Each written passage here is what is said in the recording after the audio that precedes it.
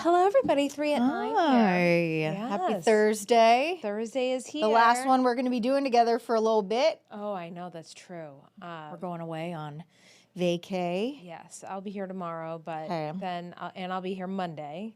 All but right. Then I'm off for a chunk of time. I'll be here Tuesday, but not for this during the day. So we're just like I know. two Passing ships passing in the night. Yeah. moving elves. I know. Well, it's that playing time of year. Santa. Everyone's, I know. Yeah.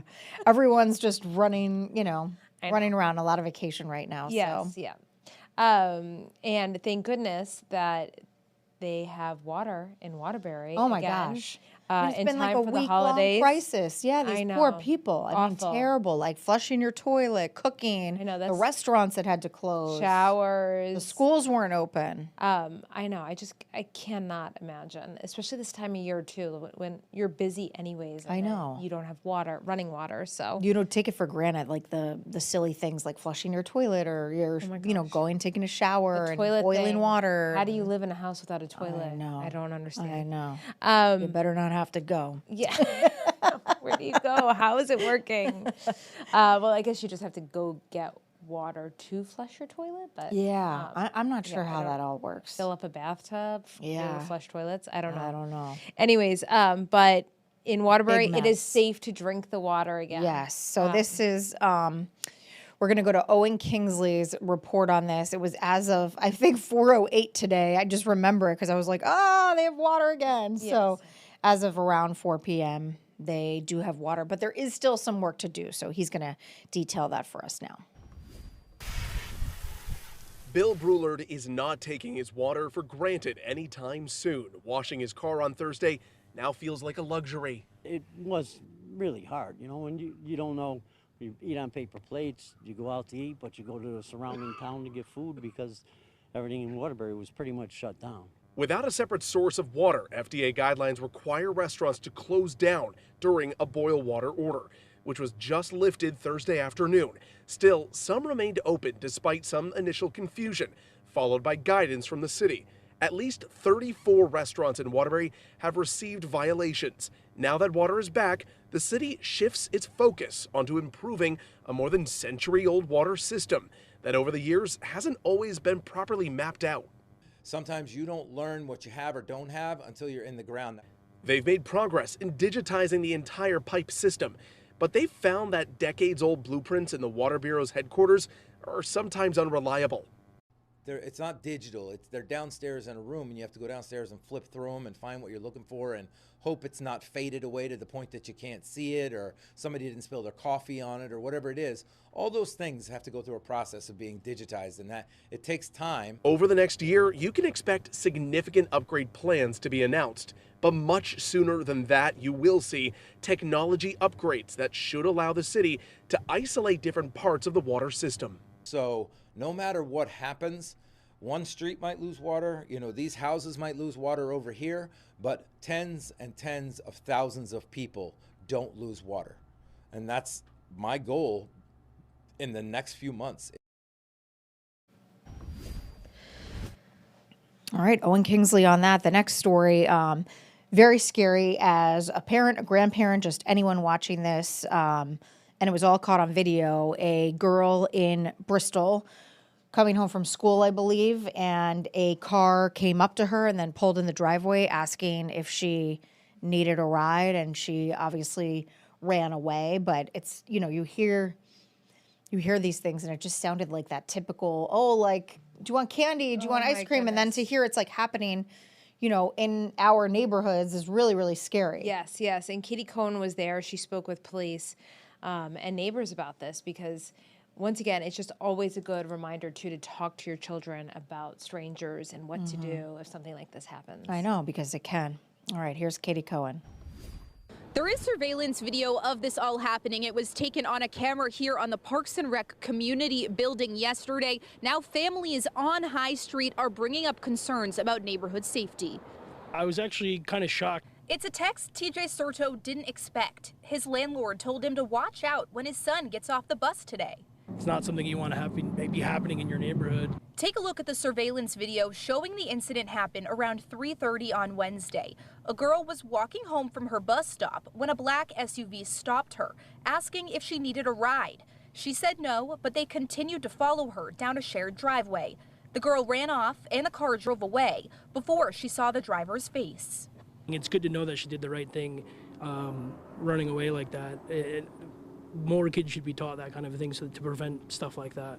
Police are now asking parents to talk to their kids about stranger danger. I'm always telling my son to be aware of his surroundings. He's always about how to contact the police immediately, never to talk to a stranger he doesn't know. If you recognize the black SUV involved, police are asking you to come forward. Police are also asking anyone who lives here on High Street to look at their surveillance cameras and see if they have any video from yesterday afternoon. Your reporter in Bristol, Katie Cohen, Channel 3 Eyewitness News. All right, our third story here for 3 at 9. Another tough one. And again, caught on camera, people just ditching and dumping their pets. I know, and they do it at animal shelters. At least these cases have Yeah. been. Other places they have not been doing it. But these animal shelters, they have cameras, and so there are pictures of these people dumping cats and Yeah, just leaving them in apartment buildings. and people are saying it's because they can't afford the animal anymore, and pets are expensive. When you I get know. one, you have to do some research and shelters are- understand. the They're shelters are already up to overrun. yeah. I know. So you just feel for them, and so many. I will say this though: there are so many generous donors in Connecticut. oh my who gosh, help yeah. animals, and And we are so advocates great. who- Yes, yeah. and we are so grateful for them because they really rely on you. These shelters, and they're helping these animals. I can't imagine like having a pet and just No. dropping it off somewhere. And Yeah. not looking back. No, I Um, can't. And we so- do want to warn you, some of the video is a little hard to watch, especially there's one of a cat in a box, and it's just to alert you that Yes. it's a little much. It's good to be Yeah. aware. Earlier this week, someone pulled up to the New Haven animal shelter with a cat in a cardboard box, but they didn't go inside and ask for help. Rather, they walked over here to this fence line and just tossed it. I walked over there, I saw the box taped up, and then I opened it, and to my surprise, there was 2 eyes staring back at me. So this is our little guy. While a little shy, Stuart the cat is now warm and safe. A far cry from the freezing temps Tuesday morning. Cameras capturing the entire incident as someone throws the box with the cat inside and returns to their car. Now police want to talk to them. We're not going to just directly say we're going to make an arrest because there's always an extenuating circumstance. You never know what this person's going through. But, animal cruelty is certainly an arrestable offense. And it's not just New Haven. Just this week, Hamden Animal Control posted a video of this man walking into an apartment building and leaving behind a cat in a carrier. And earlier this month, someone ditched this dog, leaving her at a Hamden park, along with a bag of food. Pretty much every shelter I've spoken to in the state is inundated with animals, and most of them are just being abandoned. Laura Bourbon, who heads up Branford's Dan Cosgrove Animal Shelter, says back in the fall, this little dog was found outside in New Haven. Its skin bloody and infected. And this golden, part of a breeder's litter that was turned over because no one was buying them.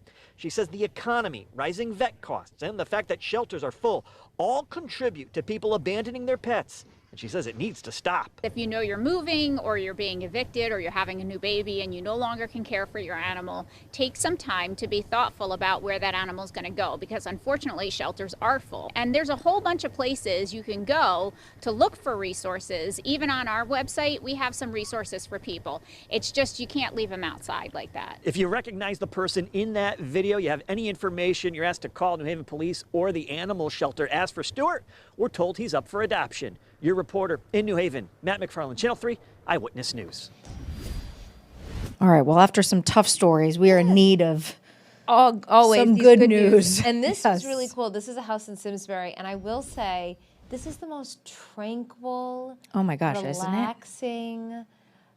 This is my I know, kind it's of just light twinkling. display. Yes. This is Simsbury, West Ledge Road, and the owners call it an enchanted wonderland, and you can see why with all those twinkling lights in the trees. It's just beautiful. Mark Robbins interviewed them at 5:30, and they were so sweet. And they said sometimes people leave like little cookies and cakes in their mailbox to say thank you for the light display. Oh, that's sweet. And it's really beautiful. Like this is my kind of light display. Just relax, enjoy the lights, drink some hot cocoa. I mean, I like the crazy ones too, but this one's really neat. I It's know. different. It is different. We're going to show it to you again here. once It's again, on from yes. sunset until 9:30 every single night now through New Year's, and they're also accepting donations for gifts of love. So you can go check it out and then make a donation as well, which is really nice. Yep, it's on West Ledge Road in Simsbury. All right, and we keep asking for your holiday lights. We've been getting so many of them, some beautiful trees and wreaths and decorations galore. So we appreciate all of you who have been sending them in to us. I think they also kind of figured out what we like. If you basically take a picture of a tree with Channel 3 on, your picture will probably make them on. Or today we had 2 dogs dressed up. That's always a winner too. Yeah, that's Kids, true. dogs. If you have animals take it or all. babies in your picture, you probably also will make it on the air.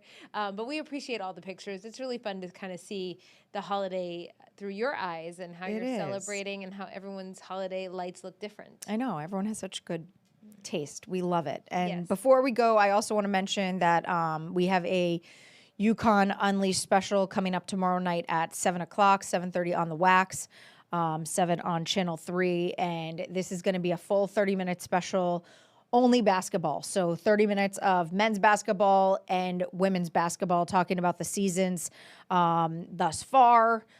We had a lot of fun. We did some resolutions for the team, some gifts that we would give the team, some Christmas cards, some fake Christmas cards that we allegedly got from the coaches Oh my that gosh, we that's so read. cute. And then we had part 2 and 3 of my interview with Andrea Hurley, and she talks about her relationship with Dan and how he wasn't an overnight success, and it's really, really interesting. So Wow. tomorrow night at 7 on Channel 3 and 7:30 on So the much Wax. to watch there.